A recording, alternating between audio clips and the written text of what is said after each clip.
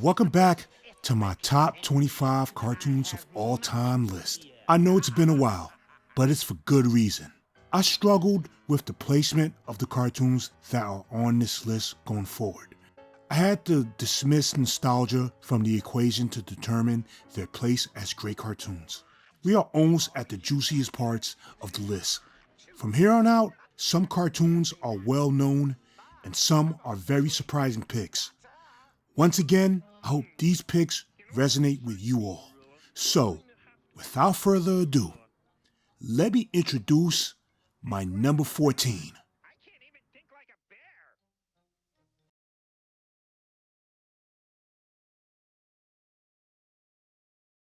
Now here, we have a cartoon that sat at the top of the food chain during the 80s. A cartoon talked about only so briefly on this channel. A cartoon that showed me that imagination could be a powerful tool for creativity. My number 14 is none other than the Muppet Babies. At first glance, anyone would dismiss it as something very juvenile or childish. But that's not accurate. Muppet Babies was way more than that. Note the Muppet in the title. These were the Muppets that were first introduced on primetime television with The Muppet Show. But my first experience with the Muppets was the classic film The Muppets Take Manhattan. As a kid, I adored that movie to no end. Watching anything that wasn't animated and kept your attention for an hour was truly special, especially in the 80s. There were 4 things outside of cartoons that kept me and my siblings entertained without interruption: pro wrestling, kung fu movies, Godzilla, and the Muppets. So when I finally saw them in animation, I knew it was going to be something great. And it was. What made it so special was that it was just a cartoon that never tried to be more than it was. It always had a pleasant vibe to it. And this mostly had to do with the score itself. Back then, most cartoons tended to be overscored. That was just a thing in 80s animation that couldn't be helped. Fortunately, Muppet Babies was one of those cartoons that pulled it off the best. When they were in the nursery, it was always soft and melodic. But when they were in their imagination, it became energetic, adventurous, and fun, depending on which imaginary place that they visited. It made you feel like you were there with them at the moment. This mostly had to do with the setting itself. You see, I was a kid watching it myself, and of course many were too. Playing in your room with your toys was everything to us kids. Just imagine your action figures just doing something that they could do in the cartoons or putting them in their own scenarios. Muppet Babies always conjured up that feeling for me. I think out of every cartoon on this list, this is the one that truly conjures up nostalgia the most for me. Now I wish someone would bank off that nostalgia with a box set. To this day, there has never been a complete box set of it. Considering that there's a newer version of Muppet Babies on Disney Plus, and the footage used in the original version and the company that made it is also owned by Disney, it never made sense why it isn't on DVD. For this simple fact, it's a cartoon that remains severely underrated, despite the IP it is based on. Someone out there watching the channel, please get Muppet Babies on a DVD set. Any way that you can. It needs to be seen again by a new generation. Besides, how can you deny that wonderful chemistry between Gonzo and Animal closing out the show every time? They slay me. Well, I may not be president of the nursery, but at least I have my picture on a postage stamp. Huh? Hey, what are you doing? Animal! Baby!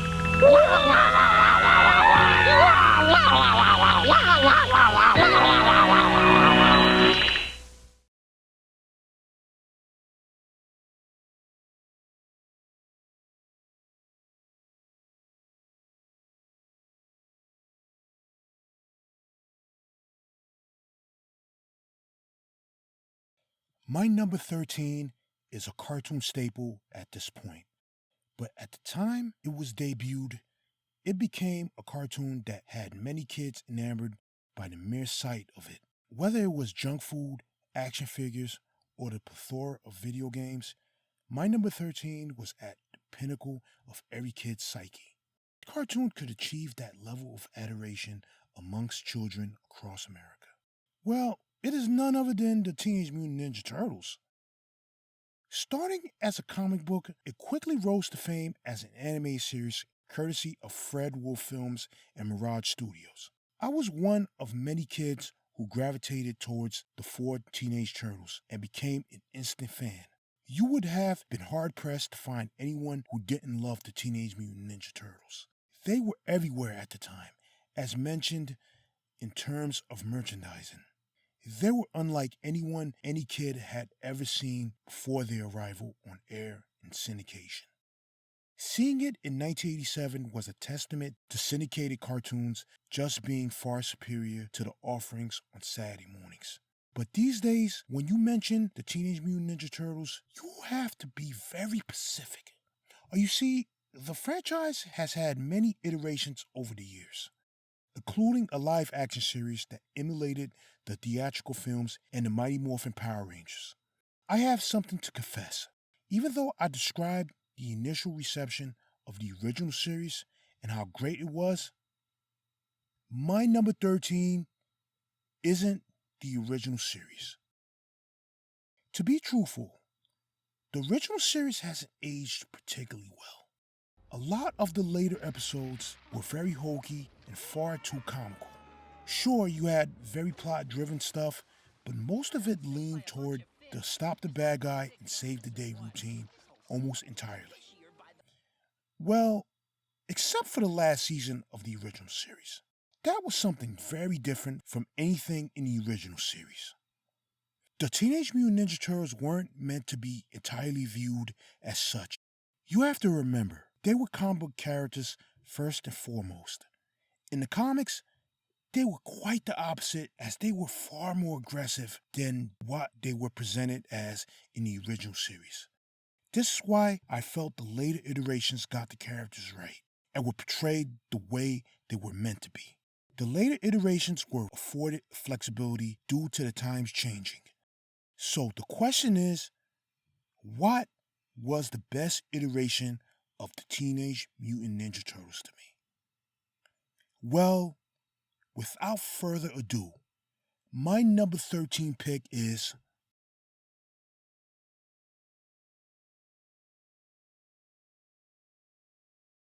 So, what made this iteration stand above the rest of the pack? First of all, let's start with the character design of the Turtles themselves.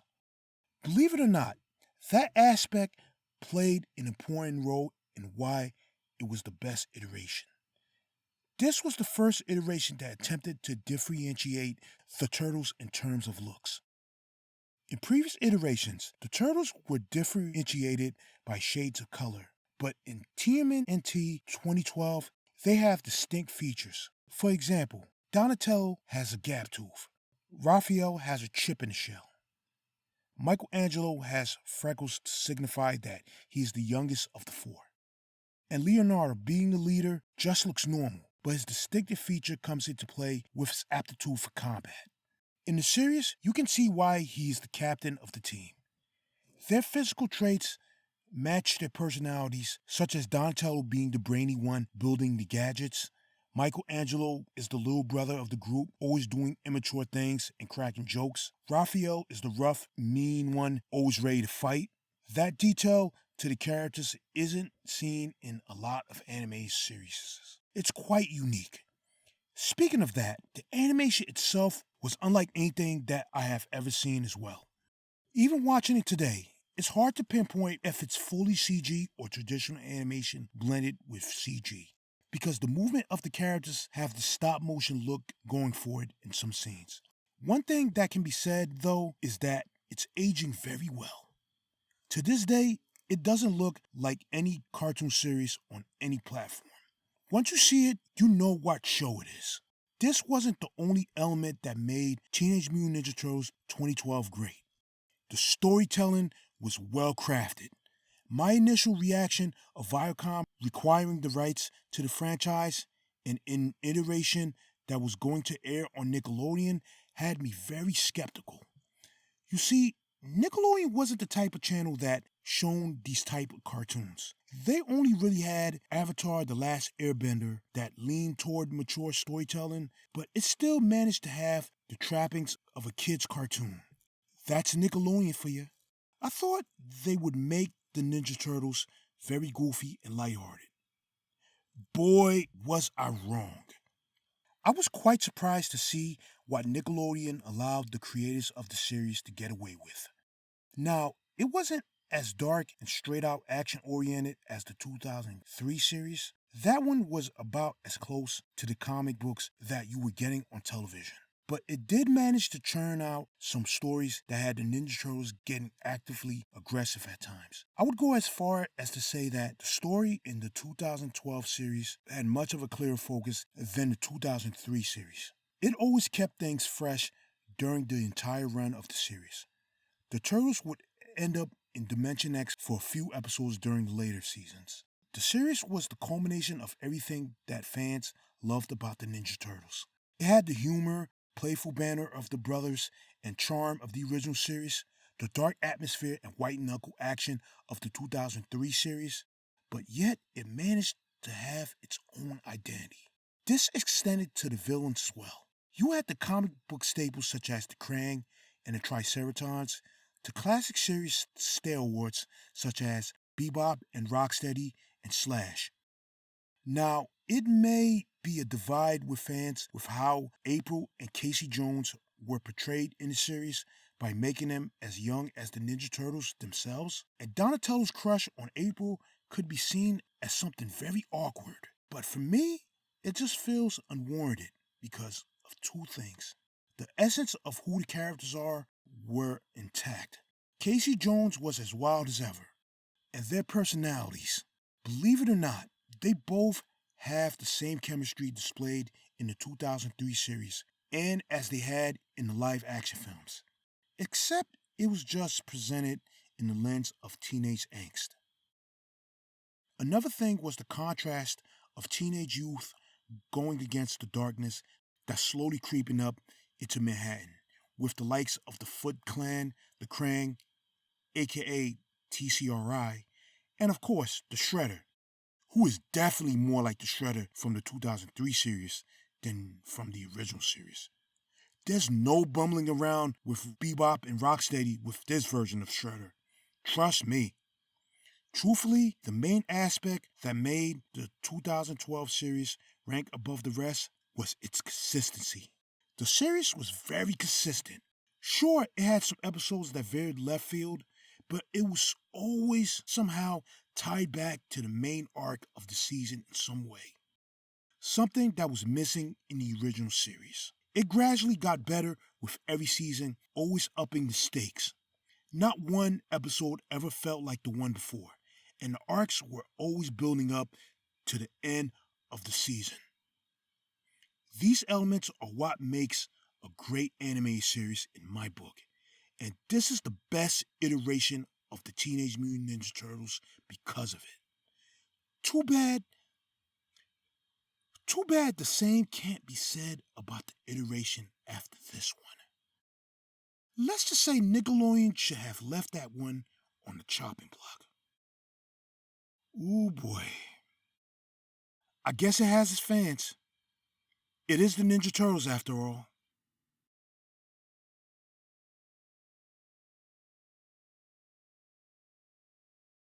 My number 12 is an anime series that wasn't just a product of its time, but was also always pleasurable to watch. A series that I have watched multiple times over and still watch to this day like I have never seen it before. It was quite the weekday afternoon staple. Remember cartoons after school? Those times were great, wasn't it? Anyway, my number 12 is none other than Tiny Toon Adventures.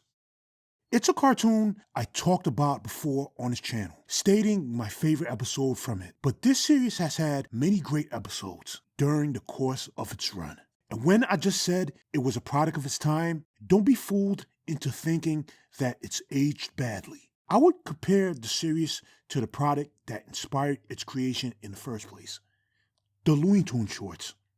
Those shorts can be rewatched over and over again and still maintain their quality because they were very well made, despite them having outdated elements in them.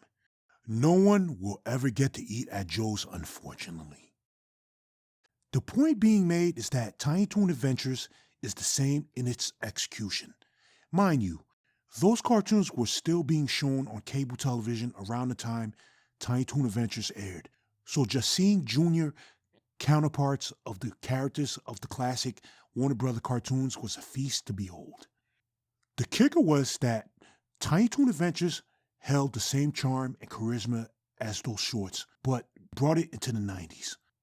The series always managed to be its own thing.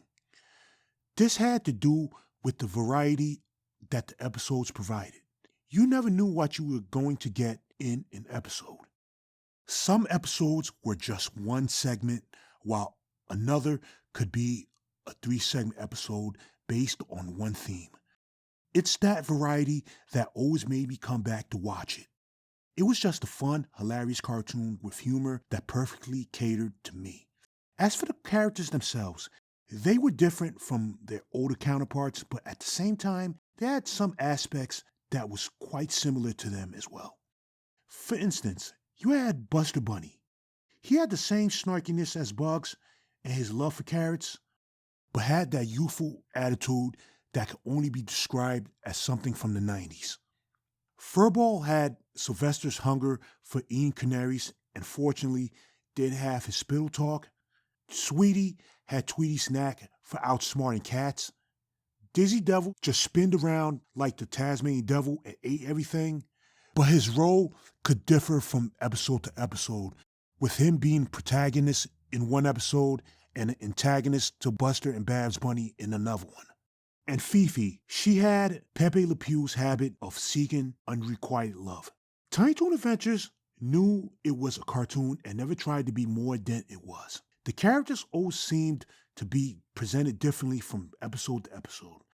Buster and Babs Bunny were always active in the episodes and placed in different situations that just felt fun.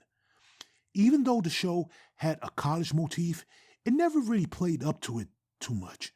It always felt like they were in high school instead. This is something that the reboot gets more accurate. But one thing that it did way better than the reboot was not taking itself so seriously. Tiny Toon Adventures was a product of the 90s, just as the shorts were a product of the 40s, 50s, and 60s.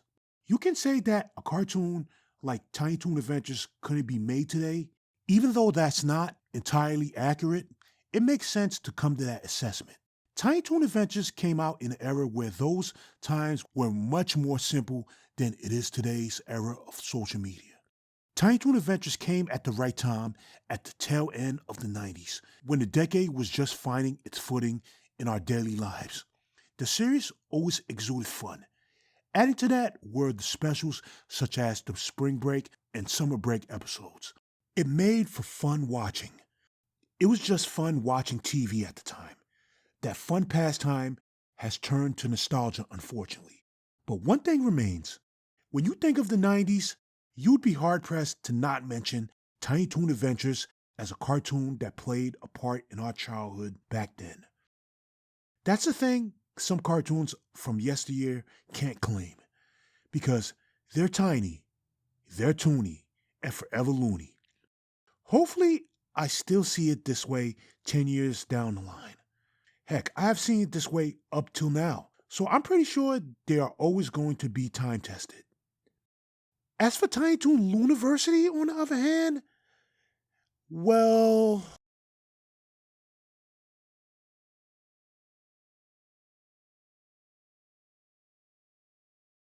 let me ask you something.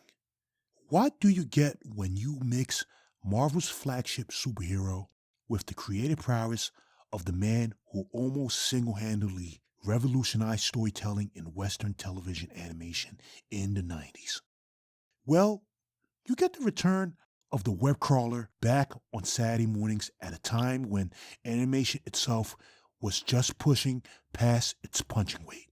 The animated series that wonderfully did that was none other than the Spectacular Spider-Man.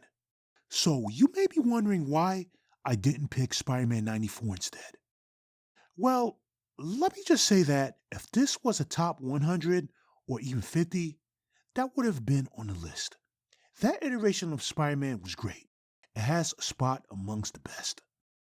With that said, the show had its flaws, mainly the quality of the animation itself, and the constant commercial breaks that ruined the flow of some episodes. Nevertheless, the series did age well, but the Spectacular Spider-Man is something entirely different. Let's take the depiction of Peter Parker, for instance. I love that they chose to tell his story from his days as a teen instead of Spider-Man 94's depiction of Peter, who was always in his 20s and just trying to figure out college life. Mind you, Spectacular Spider-Man starts Peter out as being Spider-Man already in the first episode, but it always felt presenting him as a teen gave the character more meaning. We get to see him grow into being the Spider-Man we know and love. It was also reminiscent of his depiction in the Ultimate Spider-Man comic book series. But this wasn't the only aspect that made Spectacular Spider-Man so great. Having Greg Weisman running the show was a huge deal at the time, and to many fans like me. And yes, his flagship creation is on this list in case you are wondering. For this iteration of Spider-Man, Greg pulls inspiration from the earlier comics. The aesthetics of the comics came across really genuine and well done. If you are a fan of Spider-Man, you will get the nuances instantly. For instance, at the end of every episode, they would show a shadow of Spider-Man's mask like a spotlight. That's an element that was in the classic Spider-Man comics. Just seeing it there showed me how much he respected the material. This extended to the costume as well, as it had the classic web stitching under the arms. Just little details like that isn't for casual fans, but for those who have been reading the comics continuously up to that point. This was also extended to Spider-Man's rogue gallery as well. They were well represented in this series.